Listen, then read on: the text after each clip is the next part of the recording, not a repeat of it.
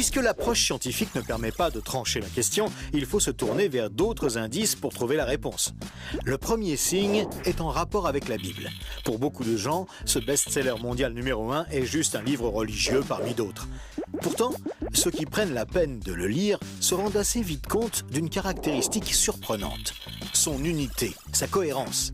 Bien que sa rédaction ait demandé 1500 ans, elle nous dévoile un propos cohérent qui s'est construit progressivement au cours des siècles et qui apparaît au final comme un édifice impeccable, majestueux, et qui dépasse totalement ceux qui l'ont construit. Des premières pages aux derniers mots, elle est centrée autour d'un même sujet, la connaissance de Dieu, le Messie et le plan du salut divin pour l'humanité. Pour celui qui ne connaît rien à la Bible, cette affirmation peut paraître un peu fumeuse. Pour lui, c'est juste des mots, des concepts abstraits, de la spiritualité, sans rapport avec le monde réel. Mais pour celui qui la lit et cherche un peu, l'évidence devient de plus en plus écrasante que quelqu'un, derrière ce livre, au travers de centaines d'épisodes, de miracles, de prophéties et d'événements surnaturels, quelqu'un a construit un message qui nous est adressé. Par exemple, Moïse expose clairement la base de la relation avec Dieu et annonce la venue du Messie. 5 siècles plus tard, David, parmi d'autres, prophétise les détails de la crucifixion tout en engendrant les ancêtres de Jésus. 300 ans plus tard, c'est l'œuvre monumentale d'Ésaïe qui complète de façon saisissante le portrait du Messie, annonce son sacrifice, sa résurrection et la future restauration mondiale. Et c'est comme cela tout au long des 66 livres de la Bible, avec des centaines de détails et révélations surnaturelles. Et cela pose une vraie question. Comment cette quarantaine d'auteurs tellement différents, Moïse, David, Salomon, Ésaïe, Daniel ou Jésus, qui a accompli des dizaines de prophéties par le seul fait d'exister, comment peuvent-ils parler d'une seule voix et aborder chacun une facette du même message ? Sans se connaître, ils se confirment mutuellement et construisent le même tableau, un seul tableau immense et qui les dépasse totalement. C'est complètement incompréhensible et impossible à réaliser. Ils ont été chefs d'État, bergers, prophètes ou apôtres. Ils ne se sont jamais connus, ont vécu à des siècles d'écart et sont pourtant en parfaite unité, centrés exactement autour du même sujet. Impossible, n'est-ce pas ? Et c'est un cas totalement unique. Ni le Coran, qui ne s'appuie que sur un seul homme, sans antécédent ni aucune confirmation postérieure, ni les écrits hindous, truffés de récits légendaires, ni aucun texte religieux de l'Antiquité n'a ce caractère unique. La Bible seule comporte cette sorte de filigrane attestant de sa véritable origine. Le second signe est lui aussi au cœur des passions les plus extrêmes. Il s'agit du peuple juif. Étrangement, le simple fait de parler d'Israël déchaîne des réactions quasi irrationnelles. Certains veulent son extermination, alors que d'autres le voient comme le paradis sur terre. Mais si on veut bien rester calme et juste considérer les faits, l'histoire, il y a pourtant de quoi s'interroger sérieusement. Comment ce peuple, haï depuis toujours, déporté une première fois, puis revenu sur sa terre il y a 24 siècles, puis déporté à nouveau et dispersé dans le monde entier pendant 17 siècles, comment a-t-il pu survivre? Et comment est-il demeuré un peuple distinct? Aucun autre peuple n'a jamais connu une telle trajectoire, défiant toutes les lois historiques. Comment a-t-il pu reformer un État et même se remettre à parler son ancienne langue? Ça n'est jamais arrivé à aucun autre peuple. Il y a 25 siècles, le prophète Ésaïe posait une question étrange.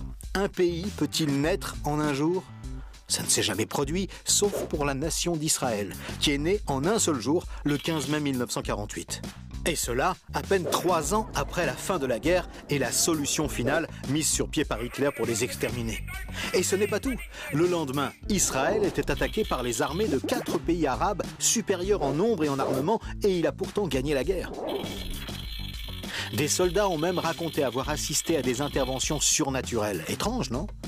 Par la suite, malgré le rideau de fer, des milliers ont émigré de l'ex-URSS, accomplissant une antique prophétie qui mentionnait le retour des Juifs depuis le pays du Nord. Si on considère sa contribution à la science, les Juifs ont remporté 20% des prix Nobel, alors qu'ils ne sont que 0,2% de la population mondiale. Comment est-ce possible ? 150 ans avant, ce n'était qu'un pays désolé, entièrement livré à la mauvaise herbe. Et aujourd'hui, on en parle comme d'un miracle d'agriculture. Ésaïe avait prédit que même le désert refleurirait. Et on trouve aujourd'hui des cultures jusque dans le Negev. Interrogé par le roi de Prusse, Frédéric II, qui lui demandait une preuve de l'existence de Dieu, son chapelain lui avait répondu « Les Juifs, sire, les Juifs ». Et d'où vient la première religion mondiale?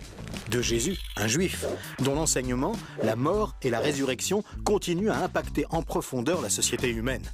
Évidemment, ce peuple est loin d'être un modèle, et il a souvent sombré dans la corruption. Mais la Bible déclare que Dieu en a fait un signe parmi les nations. Qui pourrait dire le contraire ? Pour terminer ce bref survol, une considération d'ordre moral. Encore un sujet tabou et pourtant... La Bible présente le bien et le mal comme des valeurs absolues, des valeurs extérieures à l'homme, qui les perçoit cependant par le moyen de sa conscience. Au contraire, la vision matérialiste de l'homme affirme que le bien et le mal sont des notions culturelles, relatives, résultant d'un long processus évolutif de l'être humain. Pourtant, tout le monde considère certaines valeurs morales comme supérieures à tout le reste. Par exemple, violer une petite fille, massacrer des bébés, commettre un génocide ou laisser quelqu'un mourir de faim sont considérés comme cruels et inacceptables. Même si certains tortionnaires ont affirmé qu'ils n'y voyaient rien d'immoral, nous pensons qu'ils n'avaient pas le droit de faire ça. Mais pourquoi le pensons-nous ? Pourquoi pensons-nous que certains préceptes moraux sont supérieurs ?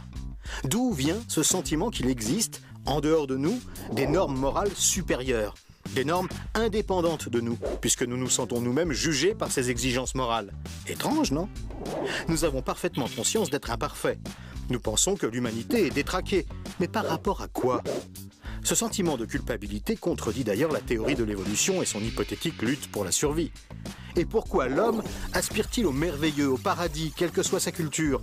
D'où vient ce sentiment intérieur qui fait exactement écho au récit biblique ? Cette conscience, issue de nulle part et en parfait accord avec la Bible, constitue encore un autre signe tangible, bien difficile à nier.